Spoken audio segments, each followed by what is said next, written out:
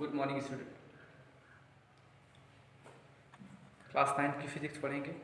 Previous class में जो पढ़ा था, है ना, बताइए कहाँ तक पढ़ा गया था प्रीवियस क्लास में। इसके आगे स्टार्ट करेंगे यार।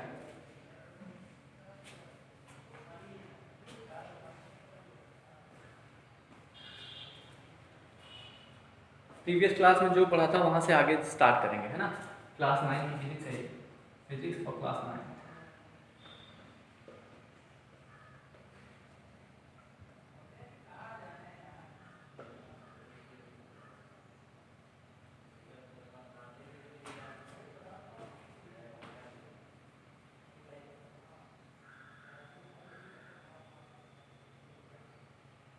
प्रीवियस क्लास में क्या पढ़ा था हमने? प्रीवियस क्लास में हमने दो हेडिंग पढ़ ली थी।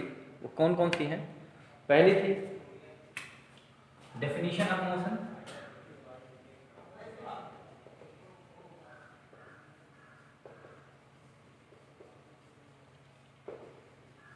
पहली। दूसरी क्या थी? The first one was definition of motion and the second one was relativity of motion. Relativity of motion. क्या?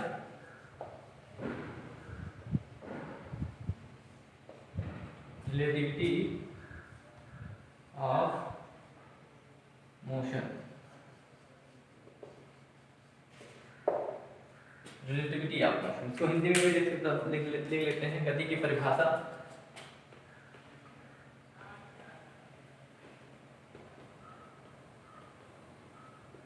दूसरा सापेक्ष गति, गति की सापेक्षता।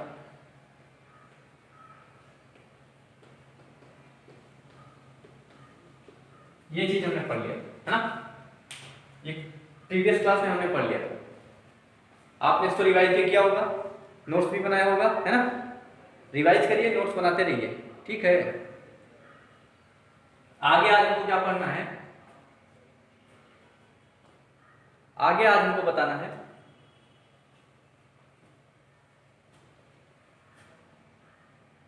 आज हमको बताना है क्या?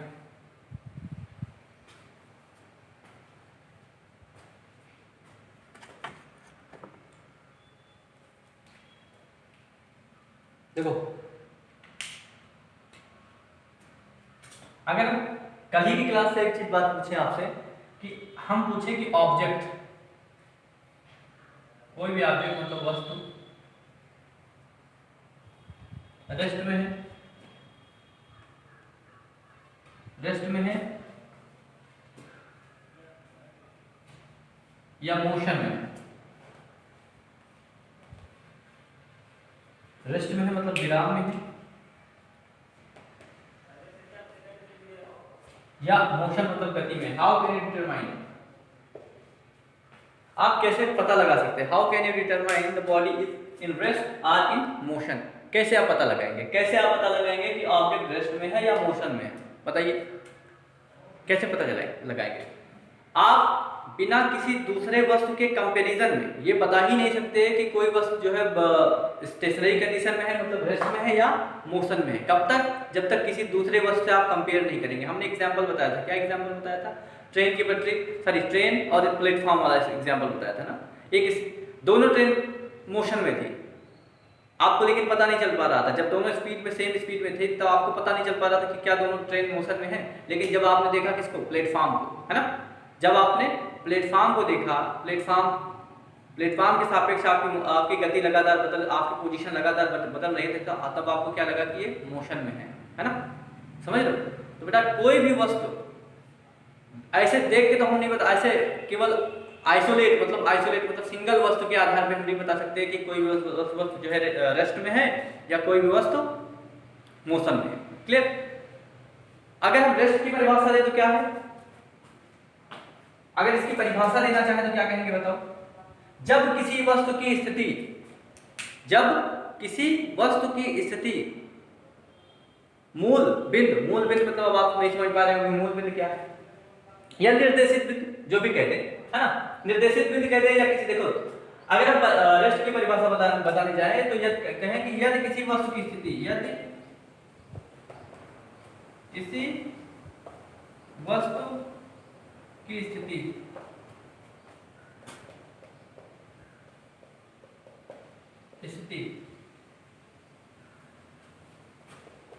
किसी दूसरे निर्देशित बिंदु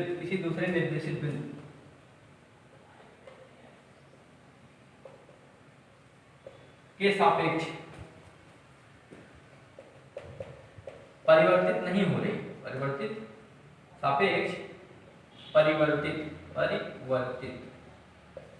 नहीं हो रही हो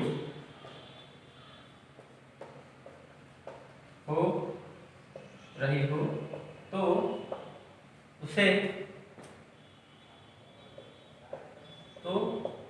वस्तु किसमें, विराम में मानी जाएगी। तो वस्तु विराम में मानी जाएगी। ये रेस्ट की परिभाषा यही है। यदि किसी वस्तु की स्थिति, किसी मतलब जिस वस्तु के बारे में आप बात करना चाह रहे हैं, यदि किसी वस्तु की स्थिति किसी दूसरे निर्देशित वस्तु क्या है, किसी दूसरे निर्देशित बिंदु होना चाहिए, निर्देशित बिंदु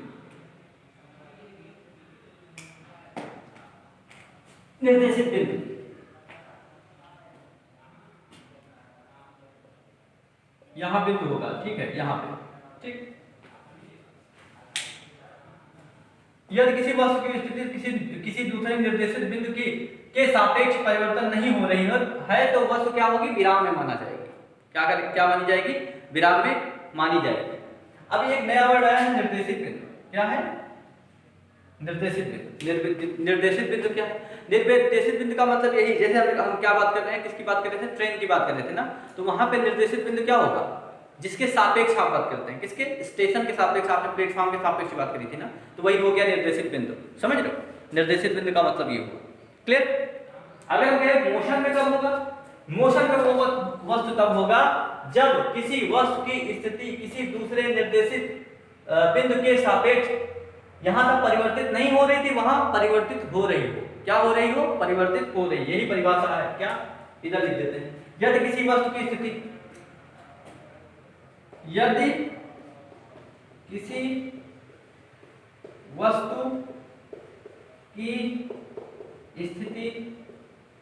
किसी निर्देशित वस्तु के सापेक्ष किसी दूसरे निर्देशित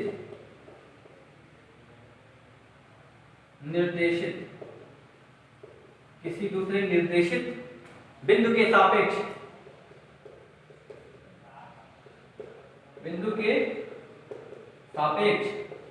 किसी दूसरे बिंदु के सापेक्ष क्या नहीं हो रही हो, परिवर्तित यहां नहीं हो रही हो, लेकिन यहां परिवर्तित हो रही हो, के सापेक्ष परिवर्तित हो रही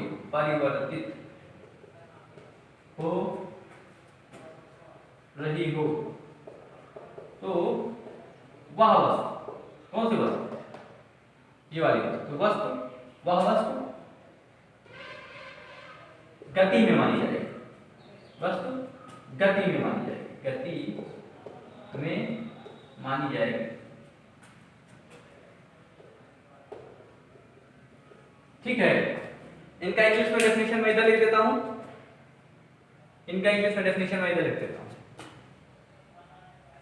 हिंदी वाले चाहे तो दोनों में लिख सकते हैं, हिंदी मीडियम वाले चाहे तो दोनों में लिख सकते हैं, हिंदी और अंग्रेजी में, लेकिन अंग्रेजी मीडियम वाले को केवल अंग्रेजी में लिखना होगा। ठीक है,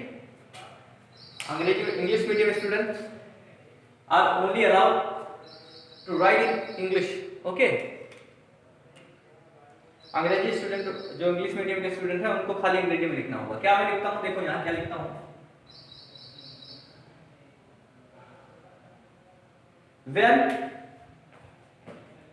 when the position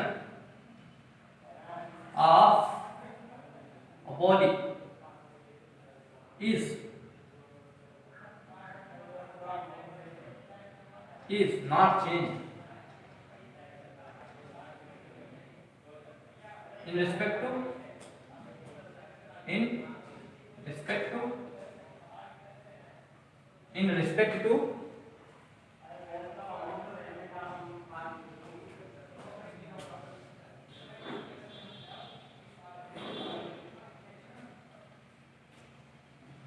to directed, in respect to given point, given point.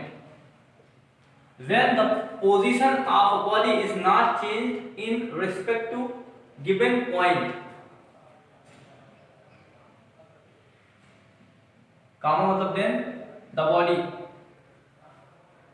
to be considered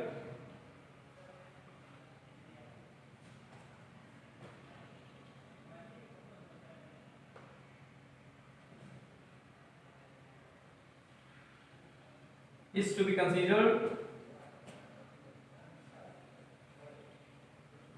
in rest. हो गया, यही डेफिनेशन उदाहरण लिखेंगे. When the position of a body, when the position of a body is continuously changing.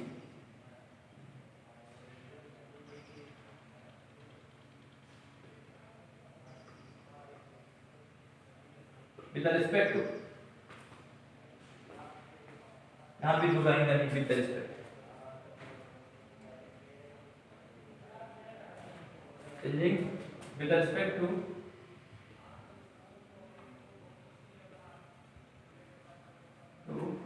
given point और fixed point कहते हैं, है ना, चाहे given point लिखिए चाहे fixed point. When the position of a body is continuously changing with respect to given point, then the object, कौन सा object, ये वाला, then the body is to be considered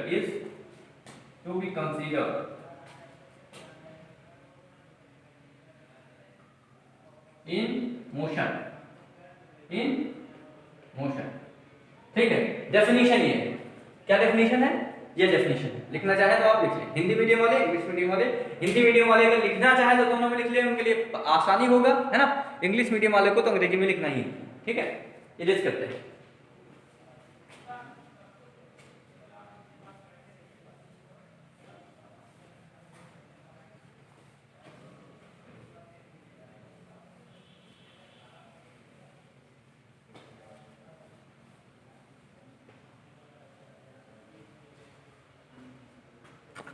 चलिए एक बात और बताते हैं आपको.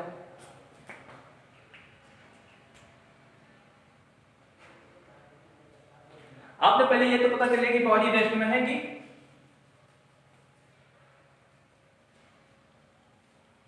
आपने ये तो पता कर लिया कि बॉडी रेस्ट में है कि किस कंडीशन में है, मतलब रेस्ट में है कि मोशन में. आपने ये पता कर लिया कि बॉडी रेस्ट में है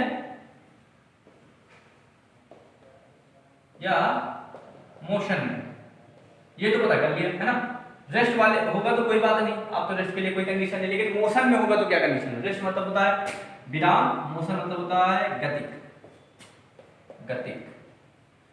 में होगा तो क्या होगा. गतिक की कुछ अवस्थाएं हैं, है ना, गतिक की कुछ अवस्थाएं हैं. गतिक जब हमने कहा बॉडी रेस्ट में है तो कोई बात नहीं, लेकिन गति हमको इसमें क्या पढ़ना है, मोशन पढ़ना है. तो मोशन के डिफरेंट काइंड पढ़ना है, राइट. ठीक है, motion. When object is in motion, Hindi में लिखेंगे जब वस्तु गति में, जब वस्तु गति में हो. ये सब हेडिंग है, ठीक है. इसके अंदर सब हेडिंग क्या होगी, है ना. इसी तरह नोट्स बनाना है, इसी तरह का नोट्स बनाना है, ठीक है.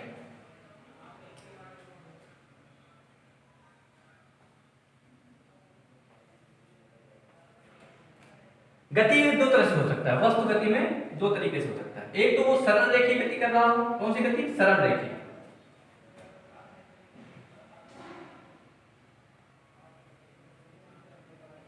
अगर गति में होगा, मोशन में होगा तो दो तरीके से गति करेगा. अगर मोशन में होगा, कोई भी ऑब्जेक्ट अगर मोशन में होगा तो दो तरीके से गति कर सकता है. या तो सरल रेखीय गति कर रहा हो, या तो वो सरल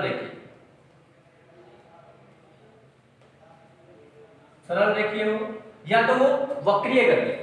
कौन से? वक्र में गति, वक्रीय गति. ठीक है. अब ये क्या है? सरल रेखियों को बोलेंगे straight line, motion in straight line, motion गति मतलब motion in straight line, motion in straight line,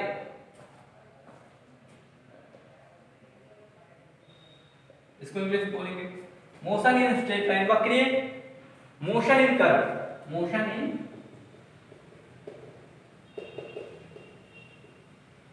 in curve. अब देखो लिख लीजिएगा, इसे पूरी चीज लिखिएगा पूरा, आप लिखिएगा पहले से पहले लिखिएगा कि बॉडी हम पहले बॉडी होगी तो रेस्ट में हो सकती है या मोशन में हो सकती है। मोशन में होगी तो दो तरीके से हो सकती है, या तो वो सरल रेखीय गति करेगी। अब एक ग्राफ और बढ़िया अच्छे से बना दूंगा, उसी तरह ग्राफ से याद करिएगा, ग्राफ से याद करिएगा तो चीजें आपके लिए बहुत आसान हो जाएगी, है ना। हमने ग्राफ से ही याद किया सब कुछ, सारा चीज हमने ग्राफ से ही समझा है, ठीक है।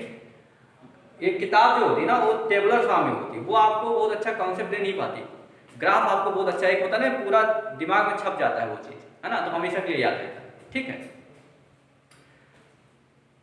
सरल रेखीय गति और वक्रीय गति, ठीक। वक्रीय गति कितनी प्रकार की हो सकती है? वक्रीय गति जो है बहुत प्रकार से हो सकती है, ठीक है ना। आपका ऑसिलेशन मोशन जिसको कहते हैं, ऑसिलेशन मोशन को कहते हैं, पीरियडिक मोशन जो होता है ना, पीरियडिक मोशन जो ऐसे होता है, ठीक है, ऐसे चलते नहीं, पेंडुलम वाला ऑसिलेशन मोशन हो गया, और ब्राउनियन मोशन हो गया, ब्राउनी गति हो गई, ठीक है ना। ये सब अच्छा, ये आपके सिलेबस में नहीं है, ये आपके सिलेबस में नहीं है, ध्यान समझिएगा, ये आपके सिलेबस में नहीं है, ये क्लास 11 के सिलेबस में, क्लास 11 किसमें है?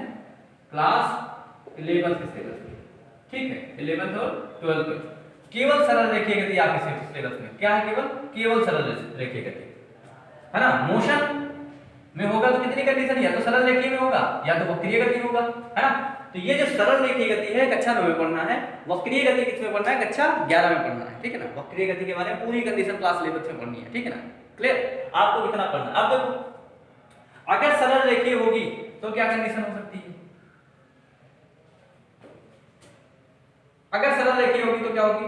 अगर सरल रेखीय होगी तो या तो हो जाएगी क्या, एक समान गति हो जाएगी, एक समान गति,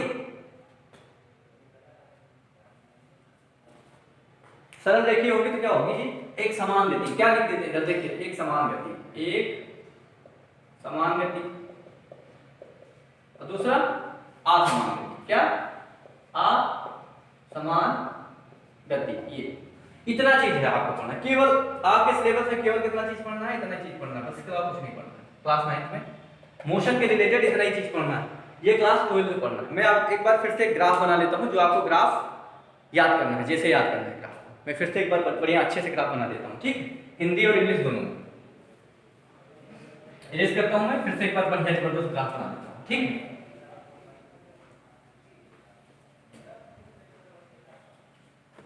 देखो ध्यान से,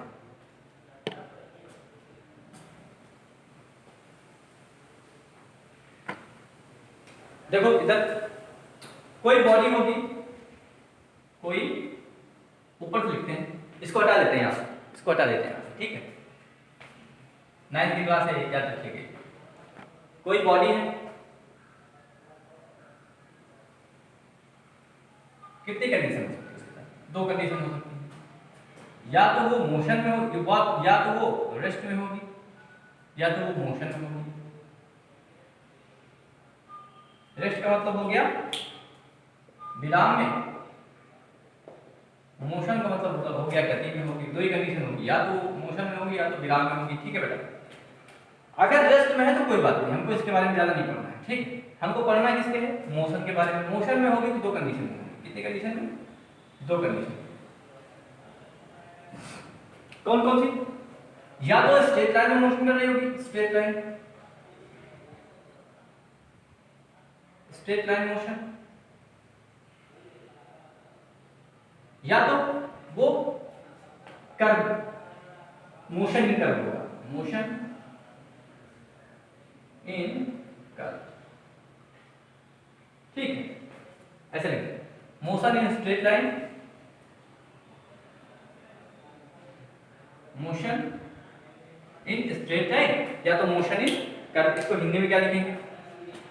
सरल रेखा में गति, सरल रेखा में गति, इसको क्या बोलेंगे? वक्र में गति, वक्रीय तल में गति, वक्रीय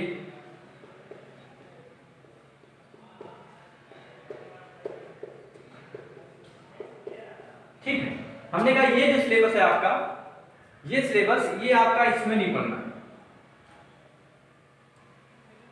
ये इसमें नहीं पढ़ना। ये कब पढ़ना बेटा? ये क्लास 11 से पढ़ना, क्लास 11 से पढ़ना है। इसमें इसको आपको क्लास 11 से पढ़ना है। आपको क्लास 9 में क्या पढ़ना है? क्लास 9 में ये पढ़ना है, क्या? ये पार्ट आपको क्लास 9 में पढ़ना है, ठीक है।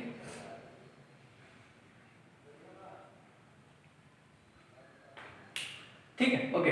अब हमने कहा मोशन इन स्ट्रेट लाइन, ये तो हमको पढ़ना ही नहीं, यही हमको पढ़ना है। अब बताओ, अगर स्ट्रेट लाइन में मोशन हो सकता है, जैसे हमने कहा स्ट्रेट लाइन का मतलब पता क्या होता है? वक्र का मतलब पता क्या होता है? वक्र का मतलब होता है, पहली बात तो स्ट्रेट लाइन और वक्र जान लो। स्ट्रेट लाइन का मतलब सीधी रेखा में गति, सीधी रेखा में गति।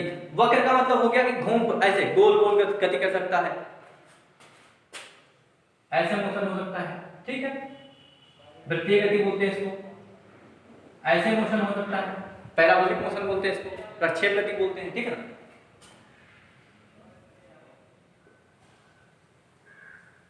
ऐसे गति हो सकता है, गति तो हो रहा है ना, इसको ब्राउनियन मोशन बोलते हैं, ठीक है ना। बहुत ऑसिलेशन,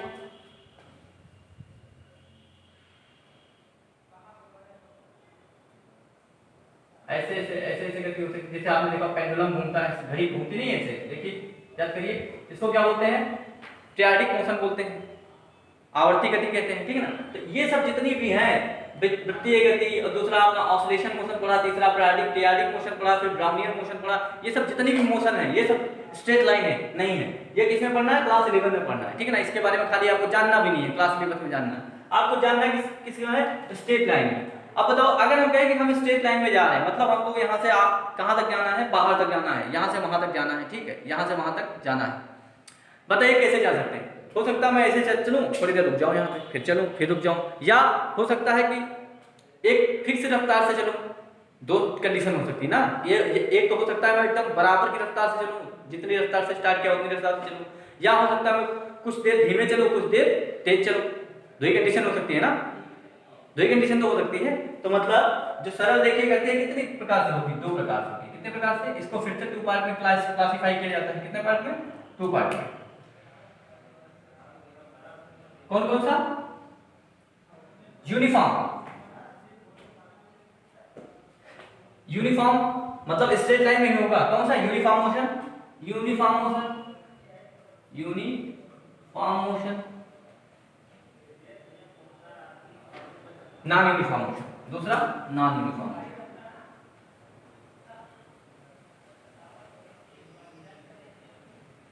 इसका हिंदी होता है, यूनिफॉर्म को बोलते हैं एक समान गति, एक समान गति।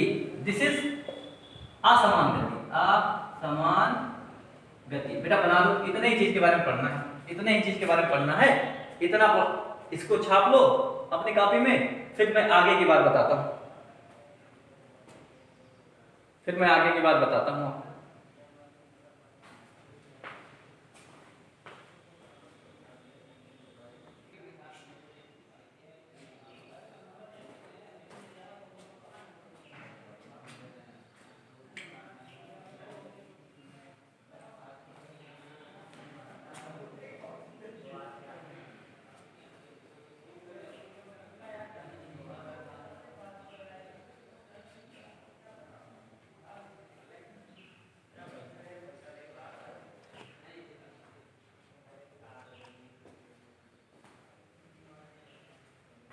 देखिए, motion in straight line, motion in straight line, straight line कितना था? 2 था। यूनिफॉर्म मोशन और नॉन यूनिफॉर्म मोशन।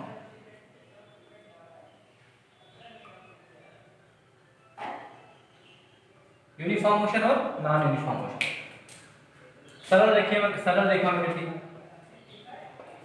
सरल रेखा में गति क्या हो गया? यूनिफॉर्म मोशन, दैट मींस एक समान गति, एक समान गति, दैट इज असमान गति। दूसरा वाला असमान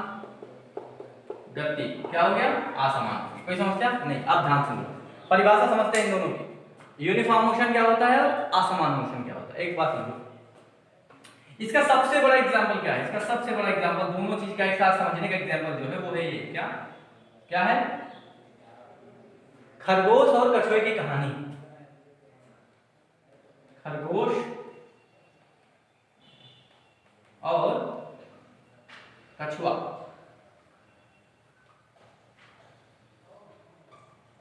कहानी। पढ़ा ना बचपन में, पढ़ा ना बचपन में, कहानी हुआ करती थी। क्या कहानी हुआ करती थी, आजकल एक रेस होता था, ये ए पॉइंट होता था और ये बी पॉइंट होता था, ठीक है। कहा जाता था कि यहां से कछुआ और के फार कछुआ, का फार कछुआ, खा फार खरगोश, है ना, दोनों यहां से